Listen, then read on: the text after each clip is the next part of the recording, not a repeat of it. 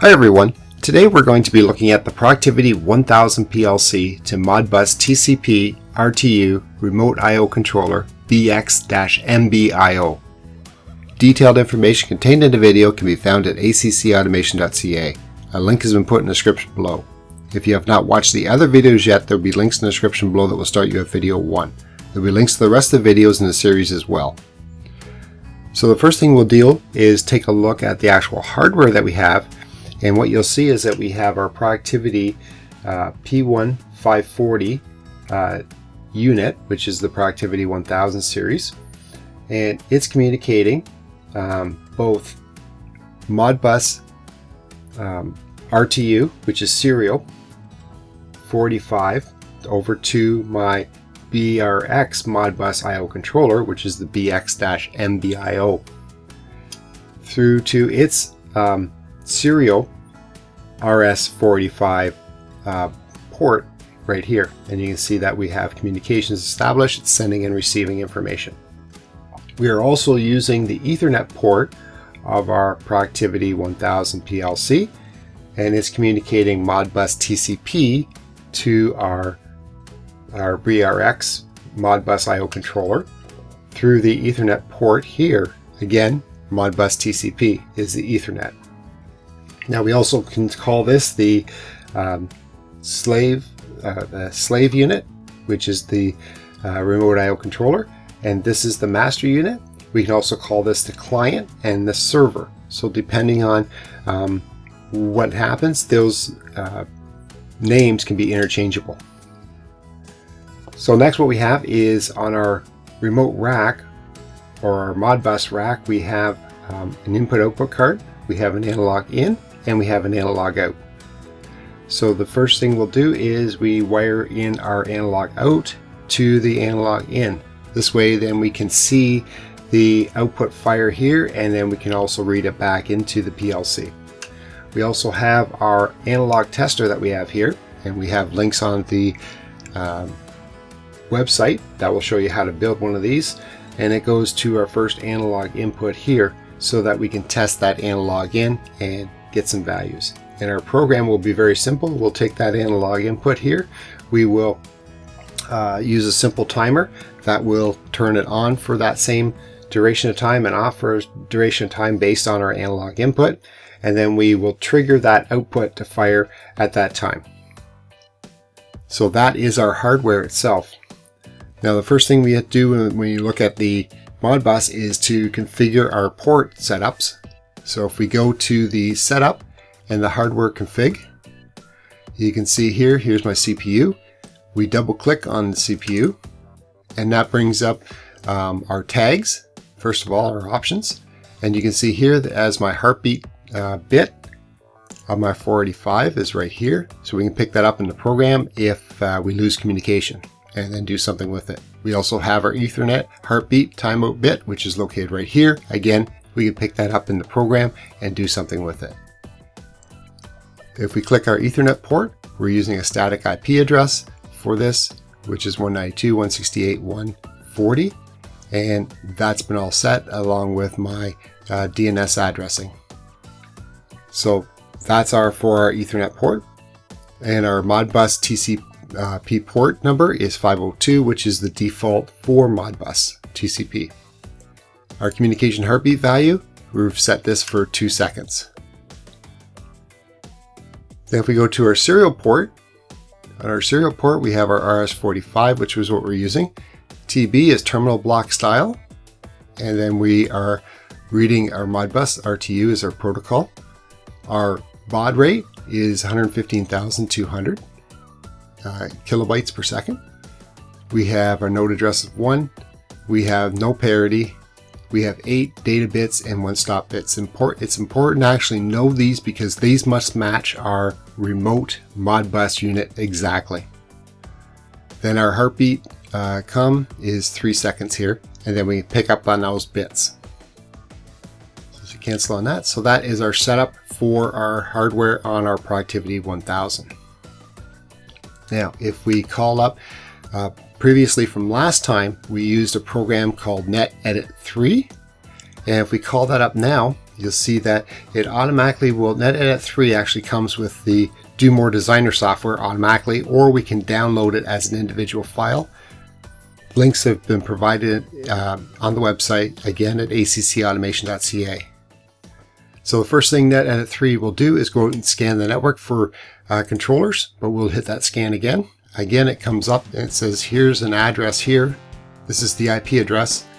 Node name, your name of it was BX-MBIO, and our description is our Modbus IO controller.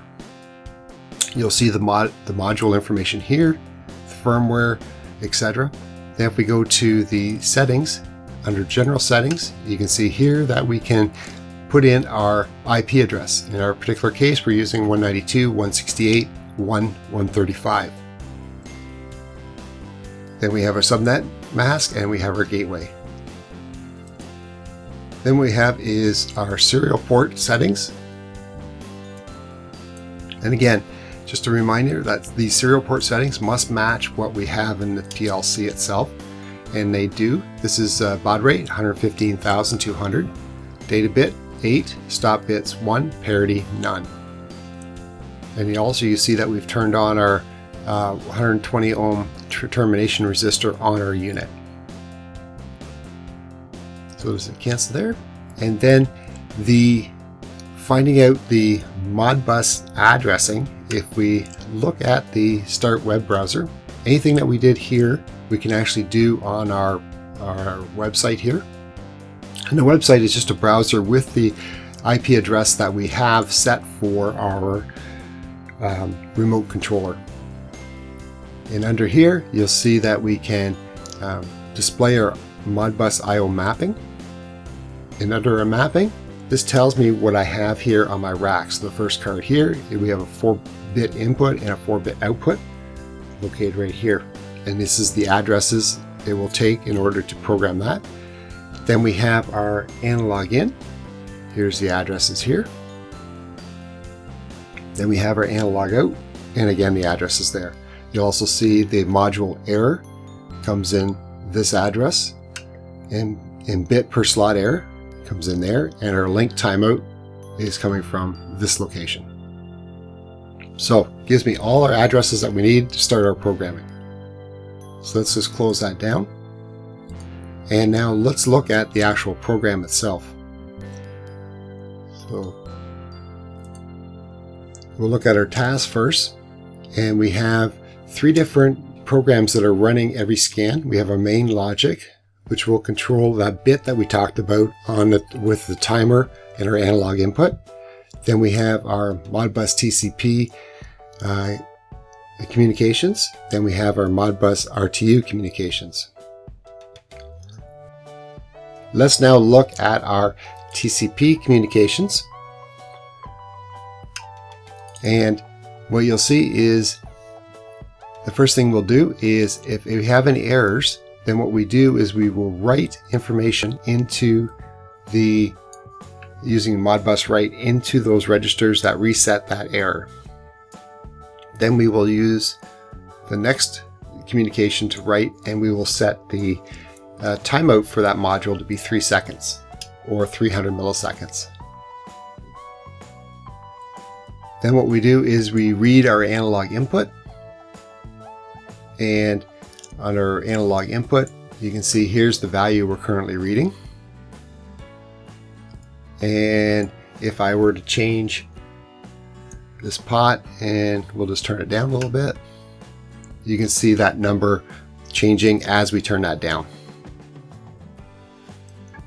Then we have our analog output that we're writing, and what you'll notice is that all of the instructions that we do for Modbus reading and writing, we have no conditions on our rung.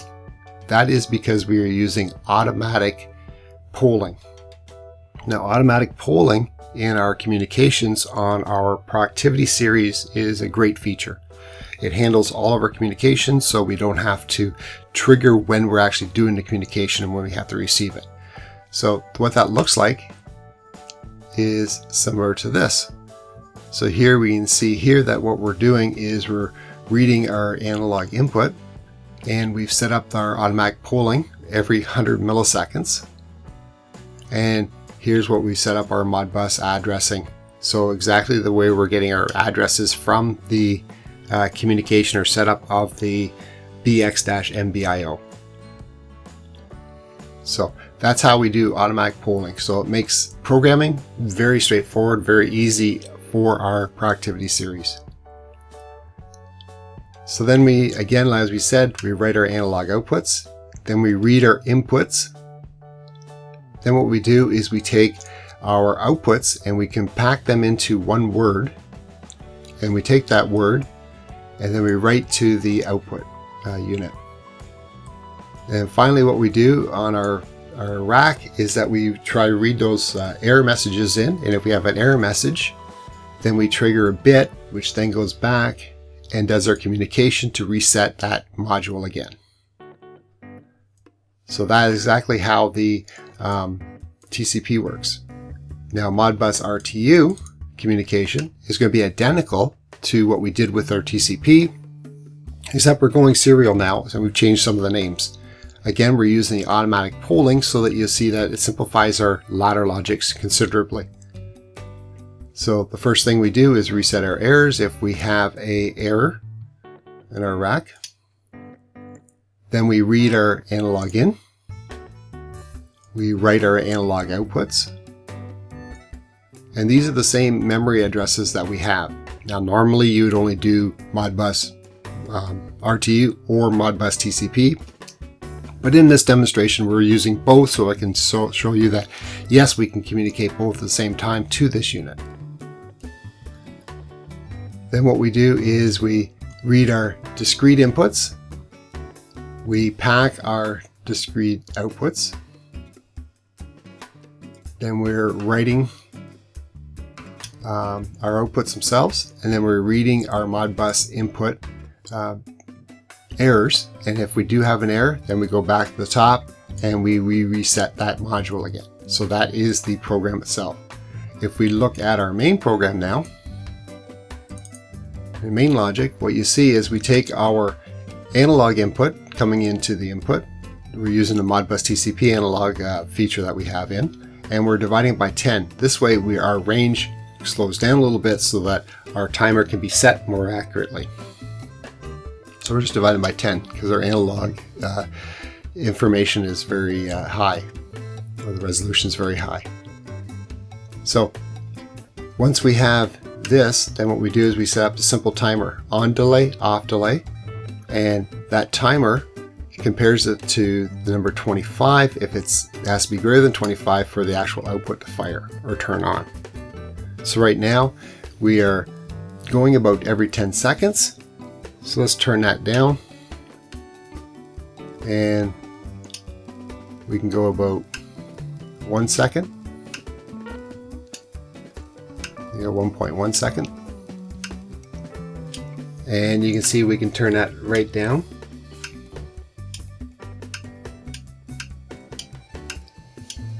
So almost a half a second that we're firing that output relay.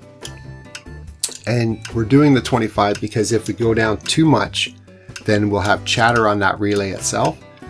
So what we've done is we've said if it gets below 25, it actually stops that oscillation from happening. So let's turn that back on again. And now let's take a look at some of the errors that we can have on this unit. So again, we set our delay. So if we unhook or unplug our communication parameters, then after 3 seconds that we set for a 3-second delay, you'll see now we get our error flag on our remote unit. So that's an indication that something's wrong here. So then when we plug our unit back in, or plug our communication parameters back in, you can see that the program starts operating again, and the errors are then reset. So it just takes a second for it to establish, and then we're back up and running. All the lights now are coming back up. And the other thing we can do is actually unplug the unit and turn off power to that remote unit. Again, those heartbeat timeouts that we discussed or shown before will be in effect, And then when I plug that back in, it will show the error, it'll establish our communications, and then clear all the errors for us. So if you enjoyed this video, please hit the like button below. If you have any questions about the video, please leave a comment below and I'll do my best to answer it. If you want more information about us, or you want our free ebooks on numbering systems or robust data logging, please click on the link in the description below to get it. Now, if you want the copy of this program, you can get that at our website at accautomation.ca. A new video is put out every Monday, so make sure you hit the subscribe button to get more videos like this in the future. Remember to click the bell beside your subscription to actually receive those notifications. Thanks so much for watching. I'll see you next time. Stay safe.